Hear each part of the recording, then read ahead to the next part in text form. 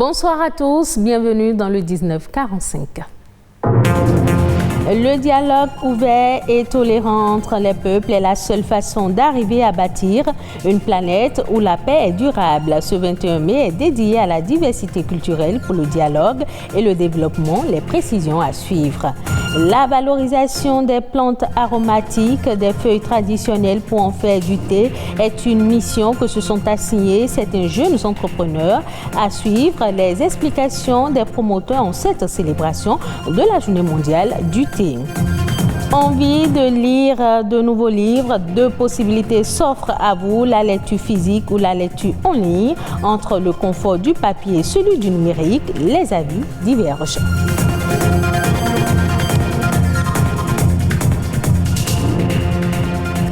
Chaque année, au 21 mai, la richesse des cultures du monde et le rôle du dialogue interculturel pour la paix et le développement durable sont célébrés à travers la Journée mondiale de la diversité culturelle pour le dialogue et le développement. En cette journée, il s'agit de prendre conscience que le dialogue ouvert et tolérant entre les peuples est la seule façon d'arriver à bâtir une planète où la paix est durable. Ulvaïs Balogun nous en dit un peu plus à travers cet élément.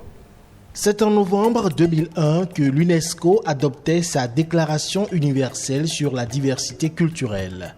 Elle reconnaissait pour la première fois la diversité culturelle comme un héritage commun de l'humanité. Il s'agissait depuis lors de prendre conscience que le dialogue ouvert et tolérant entre les peuples est la seule façon d'arriver à bâtir une planète où la paix est durable et où la démocratie est au service des populations. À travers la Journée mondiale de la diversité culturelle pour le dialogue et le développement, les expériences sont mises à contribution pour avancer et cheminer ensemble dans le respect des différences. Proclamée le 21 mai par l'Assemblée générale des Nations unies, cette journée est une occasion pour approfondir les réflexions sur les valeurs de la diversité culturelle pour apprendre à mieux vivre ensemble. L'objectif étant de mettre en lumière la richesse de la diversité des cultures ainsi que les avantages d'une bonne communication interculturelle pour porter des projets communs, militer pour des valeurs humaines communes et s'unir pour lutter contre les préjugés. Avec l'adoption en septembre 2015 de l'agenda 2030 pour le développement durable par les Nations Unies, l'accent est mis sur la promotion de la culture et la mise en évidence de l'importance de sa diversité comme un vecteur d'inclusion et de changement constructif.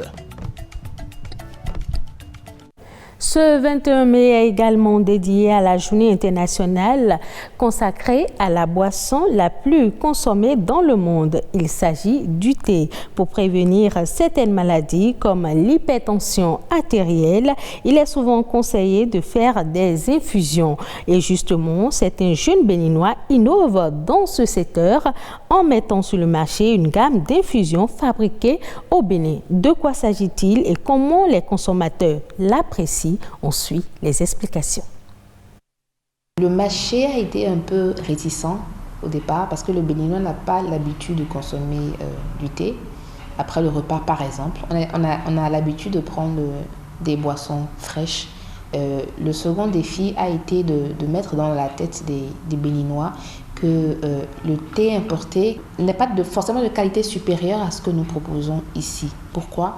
Parce que quand vous prenez une infusion made in Bénin, par exemple, vous avez dans la même infusette, vous pouvez trouver de la menthe, du gingembre, du clou de girofle. Vous voyez, il y a une synergie de bienfaits et une synergie de saveurs. Donc forcément, au niveau du goût, vous n'avez pas le même effet. C'est beaucoup plus agréable à boire et beaucoup plus agréable à... Déjà, au niveau de la saveur, de la senteur, vous voyez déjà la différence entre ce qui est importé et ce que nous produisons chez nous. Les infusions made in Bénin n'ont pas d'additifs, n'ont pas de conservateur. Parce que l'additif et le conservateur dénaturent un peu en fait ce que nous voulons valoriser, la plante. Donc la plante est fournie et proposée à son état pur. Le mode de conservation, c'est le séchage des plantes, de tout ce que nous mettons dans le processus de fabrication. Pourquoi? Parce que le séchage permet de déshydrater la plante. Et c'est l'eau qui permet en fait, qui favorise la dégradation, la purification des plantes. Donc lorsqu'on enlève l'eau, lorsqu'on déshydrate correctement, comme cela se doit à l'eau, lorsqu'on fait le séchage de façon professionnelle, la plante dure dans le temps. Il n'y a pas de risque sanitaire à craindre parce que si vous avez un mal de gorge par exemple, vous me direz que vous allez prendre du gingembre et du citron. Et là, vous ne me parlerez pas de dosage. On sait qu'à coup sûr, ce sont des ingrédients naturels qui n'ont pas d'effet néfaste sur la santé, mais tout de même, pour les infusions, puisque nous sommes des spécialistes, nous avons un dosage que nous respectons par infusette afin qu'il n'y ait pas de problème d'indigestion ou d'intolérance à l'un ou l'autre des ingrédients. Le monde livresque, le 5e A, se fait de plus en plus sa place dans l'univers du numérique. L'Internet, loin de constituer uniquement un canal de distraction, est utilisé par les jeunes pour des pauses lecture. Pour certains, le livre en ligne n'est pas souvent pratique, mais il reste la préférence pour d'autres. Plus de précisions dans ce reportage. Le livre est un assemblage de plusieurs feuilles servant de support à un texte manuscrit. Depuis des millénaires, il a permis d'améliorer la qualité d'accès et de portabilité de l'information. Pour cette qualité qui lui est intrinsèque, lire des ouvrages est on ne peut plus une nécessité. Recommandé dès le bas âge, pour ceux qui s'y adonnent, le résultat est souvent concluant. La lecture, pour moi, c'est une passion parce que depuis le bas âge, j'aime la lecture, j'aime lire. Ça fait voyager aussi la lecture. La lecture permet d'abord de se cultiver, de se distraire, mais c'est également de développer sa capacité intellectuelle à réfléchir et à faire des analyses. Dans la perspective de faire du monde un village planétaire, le livre n'a cessé sa mutation. Du papyrus au parchemin, du parchemin au papier, du papier au livre, l'ère du numérique apporte sa touche particulière, le livre numérique. Le livre, c'est un outil pédagogique de premier plan. Nous avons deux types de livres numériques qui sont les livres sur tablette, plus adaptés aux individus qu'aux institutions, et les livres numériques en ligne qui ont un niveau hautement scientifique, qui permettent la recherche et qui sont adaptés aux universités. Les livres physiques sont ancrés dans les habitudes. Nonobstant l'utilisation quotidienne des smartphones, l'emploi des livres numériques tarde à être adopté chez certains. Je n'aime pas les livres en ligne. Pour moi, c'est une sorte de distraction. Mis à part les histoires et leçons de vie dans des groupes sur les réseaux sociaux, je préfère lire les livres de vue. J'aime les livres physiques parce que ça me permet d'être un peu plus concentrée. Et la luminosité des écrans ne m'arrange pas trop quand je fais la lecture en ligne. Quand j'ai les bouquins devant moi, je suis non seulement concentrée, mais je peux également souligner les mots, aller chercher les sens, garder et revenir encore lire. Mais sur les écrans, ce n'est pas trop pratique pour moi. Pas trop pratique, certes. Pour certains, c'est une évidence. Aujourd'hui, on est à l'ère de la mondialisation. C'est ce qu'aiment les jeunes. La littérature en ligne pour lire. Par exemple, moi, ce que moi je fais, les livres en ligne. Et je vais aussi dans les librairies. Même si les livres électroniques existent, les livres physiques demeurent et s'imposent. Leur emploi conjoint ne peut être qu'un atout. Suivons à présent la nation. En bref, une compilation des faits ayant marqué le Bénin ces dernières 24 heures, présentée par Amandine Aniamboussou.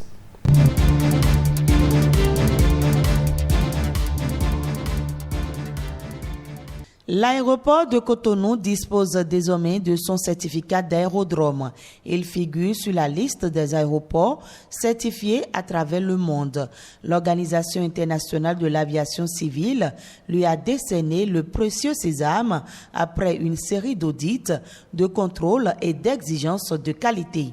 L'aéroport de Cotonou est donc désormais un aéroport moderne dans lequel tout sera numérique.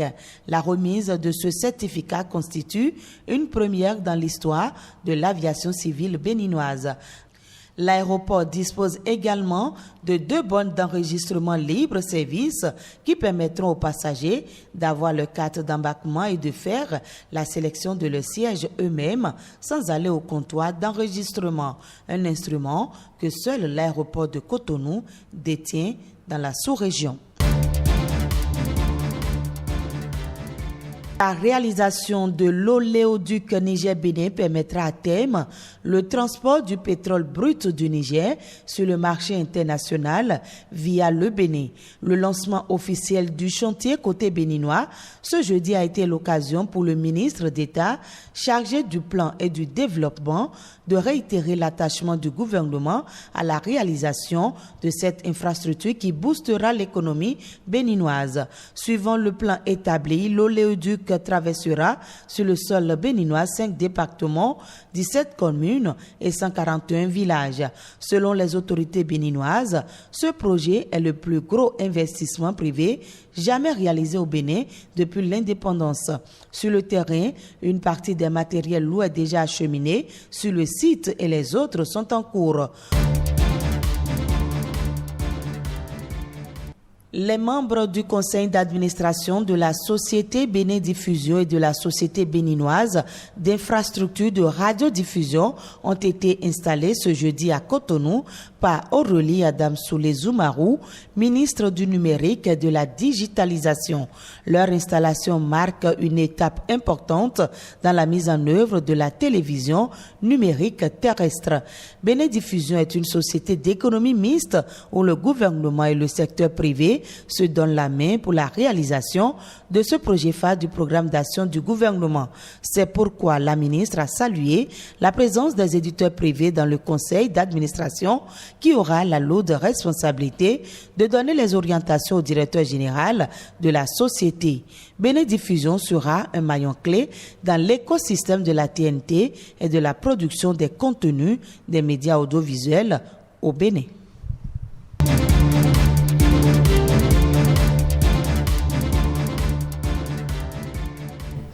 En Afrique du Sud, le secteur agricole est très bien armé pour tirer profit des nombreuses opportunités économiques et commerciales liées à la nouvelle zone de libre-échange continentale africaine entrée en vigueur depuis le 1er janvier dernier.